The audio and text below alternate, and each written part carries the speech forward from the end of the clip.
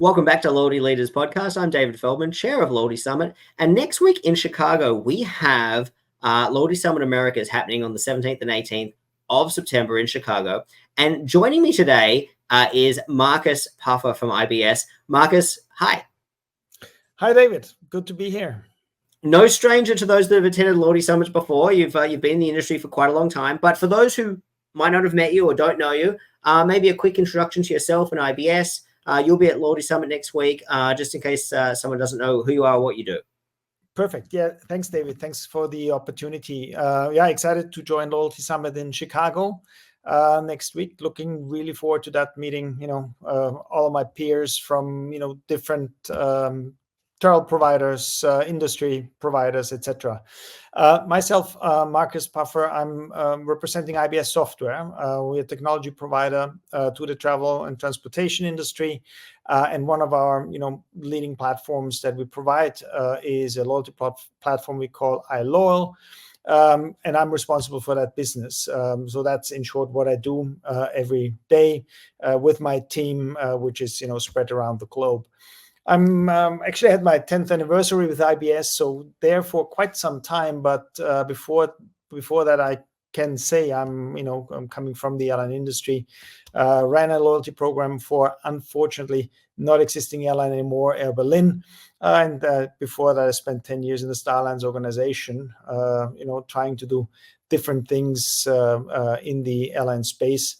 I enjoy that industry, and I think that's why, even being now on the tech side, I never moved away from aviation and travel. It's interesting, Marcus, having the viewpoint that you have, having run a program before, and also, worked in the alliance side as well. So, having sat on the other side of the desk to technology providers and dealt with the, dare we say, the frustrations of technology. I think it's an interesting viewpoint to have. And for those that might not have looked at the agenda yet for next week, we actually have a discussion ourselves, and we're having a fireside chat in sort of the technology stream of the discussion. And our section is called Loyalty Technology, Bread and Butter or Caviar. And I think that's a really fun way of sort of introducing and setting up the topic. But thinking back, if I can ask you, Marcus, thinking back to your Star Alliance days, and your days running the program at Air Berlin, how much of an importance, or sort of what level of importance, did technology play, from a program manager's point of view, or in terms of Star Alliance, in terms of the projects that you were trying to undertake at that time? Well, technology always in loyalty has been an important part. Right? You can't run a program without an underlying technology. And the focus on having the right technology in place was always very high. In the Starlines days, we needed to provide the connectivity between the programs and enable the exchange of information so that the promises that were made to the customers could also be delivered. Running a loyalty program, you have the same problem. You promise something to your customers, to your most valued customers, and you want to deliver that, in a reliable fashion, so that you can provide the customer a peace of mind. If technology doesn't help you to do that, if it causes wrinkles and gray hair every day, then you have a problem. And in the ideal case, you don't have to think about technology, because then you have what you need to focus on the business. So the best thing is actually, not to think about it and focus on the things that really are fun, which is developing programs, and providing benefits to your customers to make them spend more with the program that you represent. For ourselves, having spent time on the program side of the desk, but also, every other program manager that I talk to, they always echoes the same sentiments. And that is that there's two departments where every good idea in a loyalty program goes to die. Legal is one of them, and IT is the other. Do you think those statements are still true today? I hope not. Legal. I think you still have. Just have to look around the regulations that not just affect loyalty, but all of the industry that deals with personal data. I think that will be there, and I think there's a good reason why that is there. And I think it's a task of a loyalty manager to really develop the right proposition that meets legal requirements and still makes the customer happy. I think that's the art in a sense. On the technology side, I would hope, and that after 10 years being on the other side of the table, I would hope we can contribute to making technology not a reason for concern or a reason for making a program break or not evolve or not succeed, right? And I think that's the key task of technology. No, I think that's a fair comment. I mean, I think that to be sort of the corollary to that is, if you have two programs side by side, and one that hasn't sort of, maybe this is the wrong choice of words, but embrace the technology challenge, compared to say where we were 10 or 15 or 20 or 30 years ago, then one program is going to have a significant competitive advantage over the other in terms of the flexibility. I mean, the simple things that we sort of consider the day-to-day bread and butter of a loyalty program, talking to your members, being able to communicate to them, analyze them, segment them, deliver promotions, some of these things that, like you say, we really shouldn't have to think about. But if you haven't, if you've avoided perhaps solving your technology challenges, because yes, if you haven't, then they're a headache and they take a lot of energy and they can be, depressing, and, you have to survive a lot of internal budget discussions and meetings and things. But if you can get over that hurdle, you can get to a point where you can actually have a lot more flexibility in the day-to-day running of your program, right? Flexibility is one. I think that is a big driver, because what you see is that the demands of the market change rapidly, right? I mean, we are over the the COVID days, fortunately, but there's lots of learnings. There's lots of changes that happened in the way demand behaved. And you see the programs that reacted fast to it, and you see the programs that had challenges in keeping up with that. But the need that will continue. You see different demand patterns. You see a shift in, we all observe that more to the leisure side, away from that, corporate business travel. Many airlines are exposed to that. And for that, the program needs to adapt, right? The frequent flyer program of the past, that is legacy. And it's about engagement, and you can't engage with the same old stuff every day, right? Nobody is reading the news from yesterday, and I think that's the key, right? But I think it's also getting the basics right. I mean, I don't know how many programs you're a member of, David, but think about it. In how many programs do you now receive your points or miles, right after the travel or the activity, and with how many programs you still have to wait for 3, 4, 5 days till the activity gets processed and reflected. Too many, considering it's 2024, is the answer. Exactly. And I think that's where I say, this is impeding your development and growth and flexibility and creativity, right?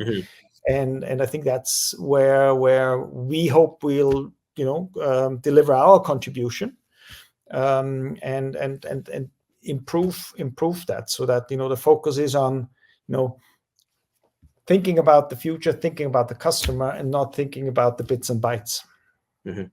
So my next question doesn't necessarily have to be a technology related answer, although it can be, and not revealing any sort of trade secrets of your clients or anything like that. But thinking back to your Star Alliance days, in the beginning, when we think about the big alliances, the impetus from the consumer connectivity perspective of that was a way of extending networks. It was a way of bridging partnerships. And to have this, so the promise, the member promise was this sort of seamless global experience. To take Star Alliance, for example, where you could hop on a Star Alliance, airline in the South Pacific, and then change to in your business travels or your leisure travels, change to a Star Alliance carrier in Southeast Asia, and then you're in Europe, and then you're in North America,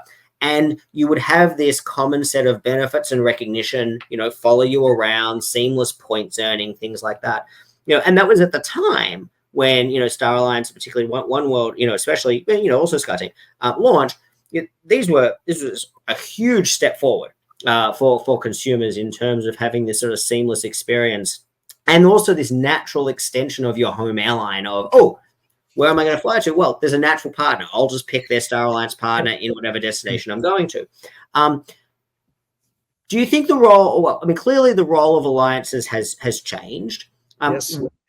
I'm interested in your thoughts of where alliances sit today, because some people, there's some criticism from some quarters, rightly or wrongly, that there's that frictionless experience that alliances promised and, dare I say, delivered in the early days has been watered down a lot now. In the carriers, there seems to be a lot of politics between carriers in terms of, well, actually, I don't want to recognize your members seamlessly the same way I recognize my members, for example, or perhaps members are complaining my baggage allowance isn't being recognized across carriers the same way it used to be. So there seems to be, from the consumer perspective, this friction that's been introduced. Does that undermine the benefits that alliances were set up to deliver? I'm interested in your thoughts on that.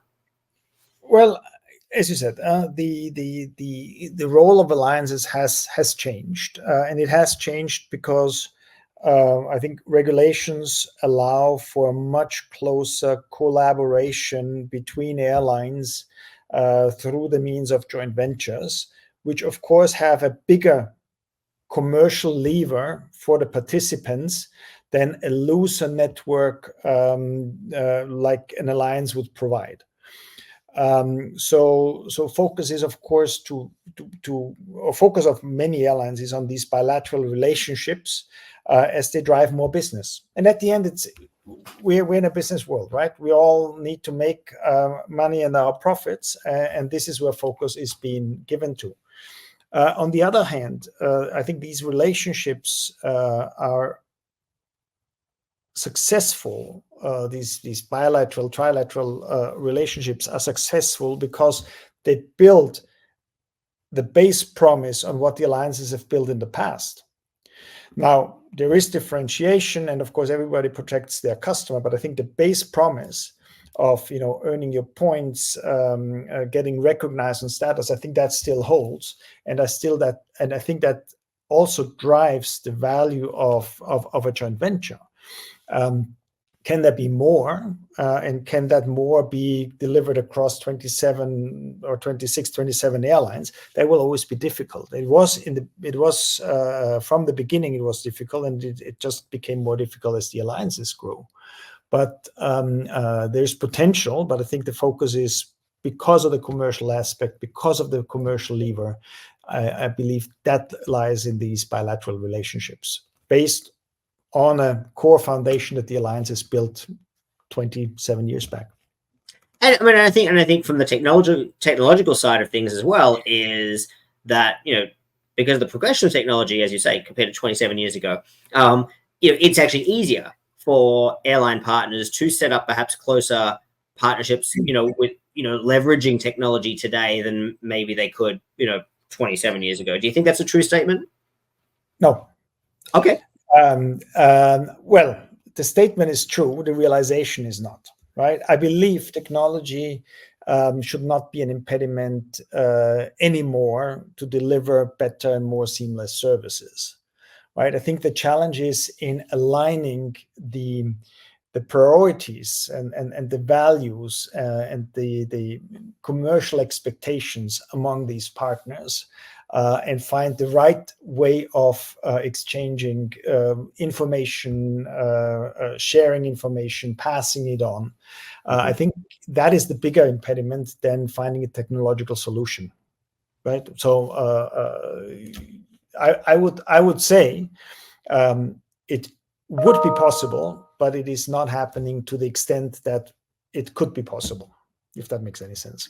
Absolutely makes sense. So, final thoughts before we wrap up, because we're going to see each other next week in Chicago to talk about it in more detail. But obviously, AI is a very big, industry buzzword this year. Every year has a different buzzword, and it's definitely AI right now. But in terms of industry trends, and in terms of perhaps this horizon of new technology, how do you see that influencing or changing things from a frequent flyer program, a loyalty program, airline loyalty program perspective?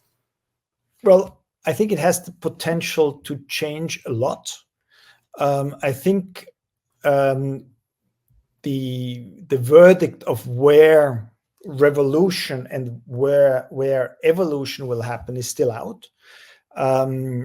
Everybody, anywhere, in all aspects, is talking about AI, is working on AI. The key will be, how do you use the capabilities of the technology in a meaningful fashion? Meaningful meaning, meaningful for the end customer to deliver a better service, meaningful also for the organization to either deliver the service in a more efficient fashion, in a more accurate or in a faster fashion, but also in a way that it can commercially be, that it can be operated in a commercially sensible manner. AI is not a cheap thing. And in order to operate AI, you really need to know how to do that, what to deliver, and how to reap the benefits from it, commercially, as well as, of course, from the customer experience. And that is where I think the main focus will be of all of us, in close collaborations with our customers, because don't forget, AI is based on data, right? AI only works with data, and AI only works with a lot of data. And usually in our field, we work with very sensitive information. So focusing on the right leverage and usage of AI in that field is absolutely important. POCs and use cases, you can have gazillions, and they're all out there. But making it work so that we all benefit, I think that's the key to figure out. And yeah, we're spending quite an effort on that. That makes a lot of sense, Marcus. Marcus Buffer from IBS, thank you so much. We're very grateful for IBS Software being a sponsor of the Loyalty Summit, and looking forward to yourself being there as well, being such an industry veteran, which is just a very small part of your insight come through in the discussion today. Thanks for joining Little Leaders Podcast, and looking forward to seeing you in Chicago next week. Fantastic, David. Thank you for having us. Looking forward to seeing you and everybody else in Chicago. Make the trip. It's worth it. Thanks, Marcus. Thank you.